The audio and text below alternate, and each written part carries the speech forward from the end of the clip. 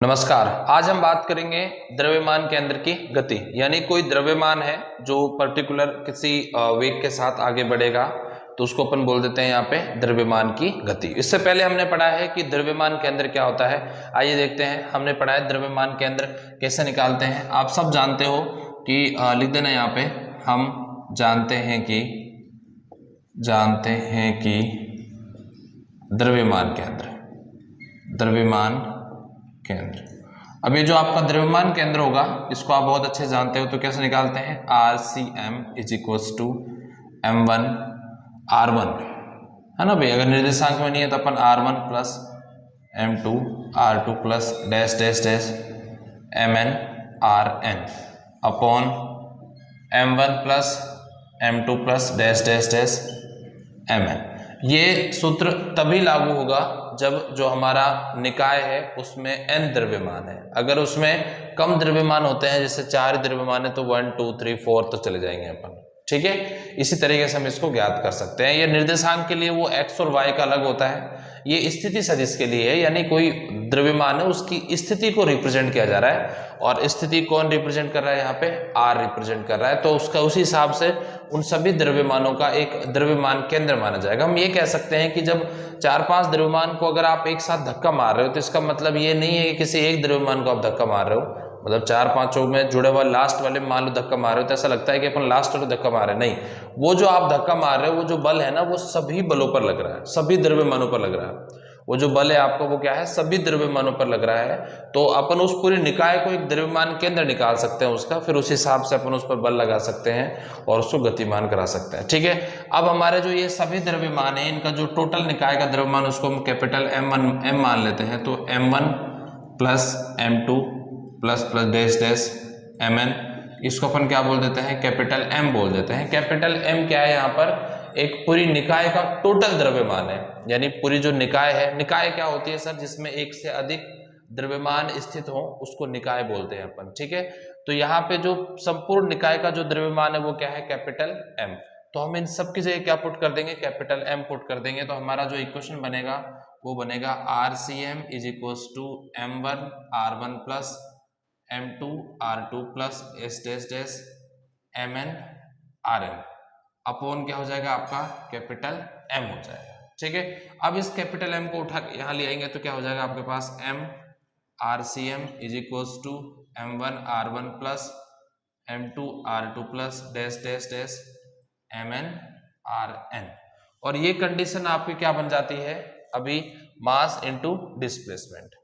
अपन अब क्या करते हैं, इस इक्वेशन का एक बार अवकलन कर देते हैं टाइम के साथ में। तो अपन लिखेंगे उपरोक्त समीकरण का t के सापेक्ष अवकलन करने पर, t के सापेक्ष अवकलन करने पर, अब अवकलन करेंगे तो क्या हो जाएगा, d upon dt M RCM is equals to d upon dt, और यहाँ M1 R1 plus M2 R2 plus dash dash dash MN RN। अब इसको अपन सेपरेट करें यहाँ पे, तो मैं इसको यहाँ ऐसे इस तरीके से यहाँ लिख देता हूँ, थोड़ा अच्छा आपको और समझ आ जाएगा।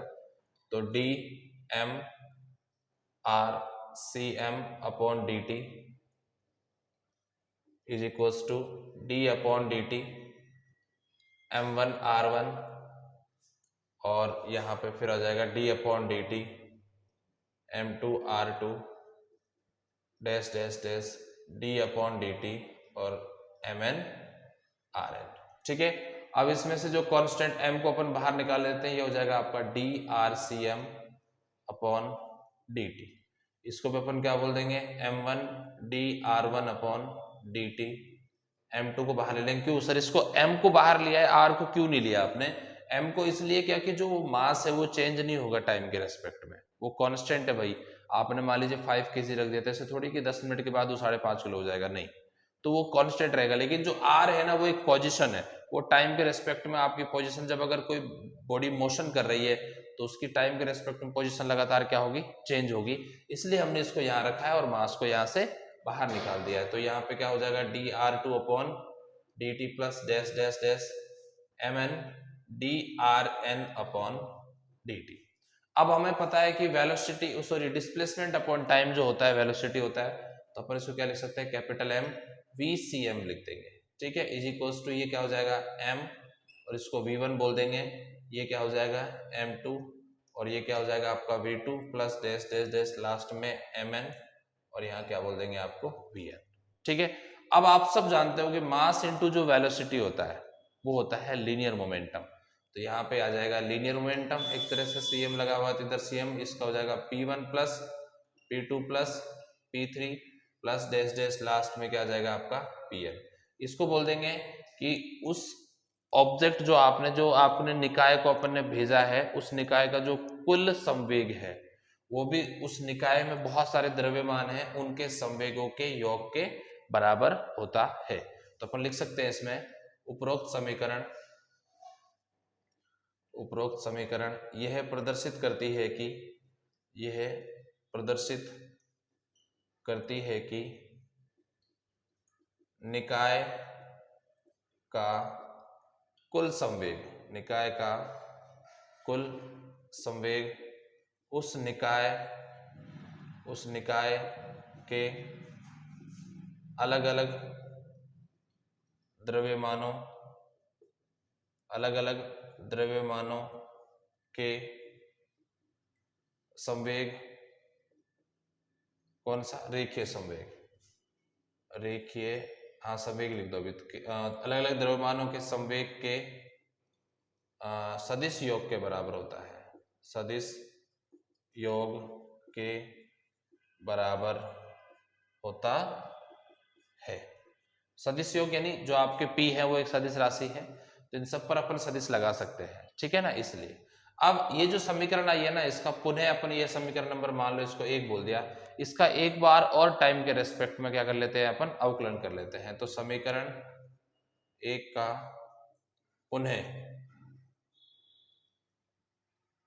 या फिर ऐसे लिखना, समीकरण 1 का t के सापेक्ष अवकलन करने पर, तो अब इसका t के सापेक्ष क्या कर देंगे अपन, अवकलन कर देंगे, तो क्या हो जाएगा आपका dPcm upon dt is equals to d upon dt, यहाँ पे P1 plus d upon dt फिर P2, मैंने एक साथ मल्टीप्लाई कर दिया है ना, थोड़ी स्टेप कम कर दी इसलिए, d upon dt P3 plus dash dash dash last में d अपॉन dt, और यहाँ पे क्या आ जाएगा आपका Pn आ जाएगा। और आपको भी पता है न्यूटन के सेकंड नियम से कि जो चेंज इन लीनियर मोमेंटम या rate of change of linear momentum is known as force, यानी संवेग में परिवर्तन की दर, ये परिवर्तन हो गया संवेग में परिवर्तन की दर क्या कहलाता है, बल कहलाता है, मतलब बल के बराबर होता है। तो अपन इसको बोल देंगे FCM इज इक्वल्स टू, ये हो जाएगा आपका F1, ये हो जाएगा F2 dash dash dash last में क्या आ जाएगा आपका Fn आ जाएगा। तो यहां से भी वही हम बात कह सकते हैं जो हमने पहले कही थी, और वो बात क्या थी आपकी, ध्यान से देखना कि अपन इसको लिखे, यहाँ पर लिख रहा हूं मैं, किसी निकाय पर लगने वाला कुल बल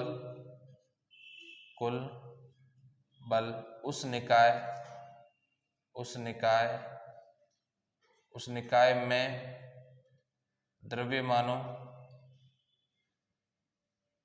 पर लगने वाले बलों का सदिश योग के बराबर होता है, के बराबर होता है। आई थिंक ये आप बहुत अच्छे तरीके से इस चीज को समझ गए होंगे कि जो आपके लगने वाला जो बल होता है वो क्या होता है, आपका सदिश योग के बराबर होता है, ठीक है।